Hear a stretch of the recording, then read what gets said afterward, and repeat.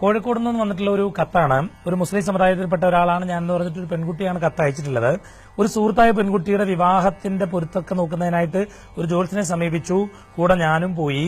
വെറുതെ എന്റെ നക്ഷത്രം ഒന്ന് നോക്കിച്ചു. അപ്പൊ അദ്ദേഹം പറഞ്ഞത്, കഴിഞ്ഞ ജന്മത്തിൽ ഞാനൊരു ബ്രാഹ്മണ സ്ത്രീ ആയിരുന്നു. കുലത്തിന് യോജിക്കാത്ത ചില പ്രവൃത്തികൾ ചെയ്തത് മൂലം ഈ ജന്മത്തിൽ വലിയ ദുരിതം അനുഭവിക്കേണ്ടി വരും.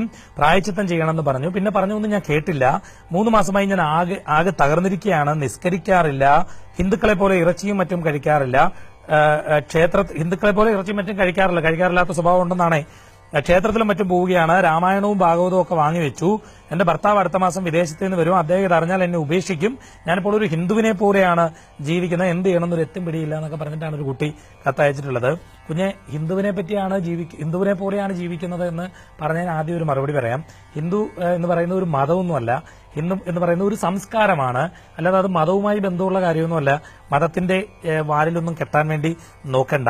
പിന്നെ മുജ്ജന്മ എന്നതിനെ പറ്റിയൊക്കെ തെറ്റിദ്ധാരണകളാണ്. ഞാൻ ഇപ്പൊ ഓരോ മതത്തിന്റെയും വിശ്വാസങ്ങളെയും മതഗ്രന്ഥങ്ങളെയും അവരവർക്ക് ഇഷ്ടമുള്ള രീതിയിൽ വ്യാഖ്യാനിക്കാം. ഈ വ്യാഖ്യാനിക്കുന്നവരാണ് കുഴപ്പമുണ്ടാക്കുന്നത്.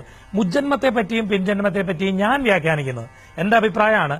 ഇന്നലകളാണ് നമ്മുടെ മുജ്ജന്മം. അതായത് ഉറക്കം എന്ന് പറയുന്നത് പകുതി മരണമാണ്. ഉറക്കം കഴിഞ്ഞ് എഴുന്നേൽക്കുന്നതൊക്കെ പുനർജന്മമാണ് നമ്മളെ സംബന്ധിച്ച്. കാരണം ഉറക്കത്തിൽ എന്തും സംഭവിക്കാം. എത്രയോ പേര് മരിച്ചു പോകുന്നുണ്ട്.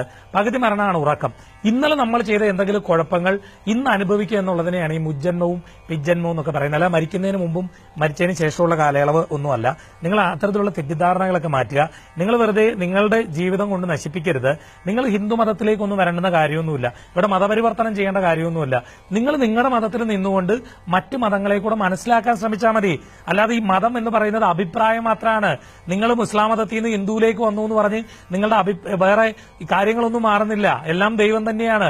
നിങ്ങൾ നിങ്ങളുടെ അഭിപ്രായം മാറ്റുകയാണ്. വ്യക്തിത്വമില്ലാത്തവരാണ് മതം മാറാൻ വേണ്ടി നിൽക്കുന്നത്. മാത്രമല്ല, നിങ്ങളൊന്ന് ആലോചിച്ച് നോക്കിയേ. നിങ്ങൾ കഴിഞ്ഞ ജന്മത്തിൽ ഹിന്ദു ആയിരുന്നു എന്ന് പറയുന്നു, ബ്രാഹ്മണരായിരുന്നു എന്ന് പറയുന്നു.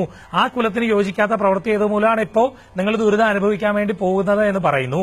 ഇത് നിങ്ങളുടെ ജന്മം എന്ന് പറയുന്നത് ഇസ്ലാം മതവിശ്വാസിയാണ്. ഇസ്ലാം കുലമാണ് നിങ്ങളുടേത്. ഇപ്പം നിങ്ങൾ ചെയ്യുന്നത് ഇസ്ലാം മതത്തിന് നിരക്കാത്ത പ്രവൃത്തിയല്ലേ? അപ്പൊ നിങ്ങൾ ഇനിയിപ്പോ അടുത്ത ജന്മത്തിൽ ഇത് അനുഭവിക്കേണ്ടി വരില്ലേ? എന്തിനാണ് ആ മണ്ടത്തരം കാണിക്കുന്നത്?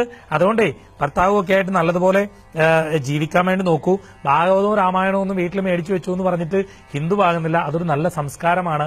മറ്റുള്ളവരെ വേദനിപ്പിക്കാത്ത സംസ്കാരമാണ്. മറ്റുള്ളവരുടെ കാര്യത്തിൽ അമിതമായി ഇടപെടാത്ത സംസ്കാരമാണ്. എല്ലാവരെയും ഒന്നിച്ചു കൊണ്ടുപോകണം എന്ന് പറയുന്ന സംസ്കാരമാണ്. ആരോടും വിദ്വേഷമില്ലാത്ത സംസ്കാരമാണ്. എല്ലാത്തിനെയും ഉൾക്കൊള്ളുന്ന ഒരു സംസ്കാരമാണ്. അതുകൊണ്ട് നിങ്ങളെ സംസ്കാരം തുടർന്നാൽ മതി.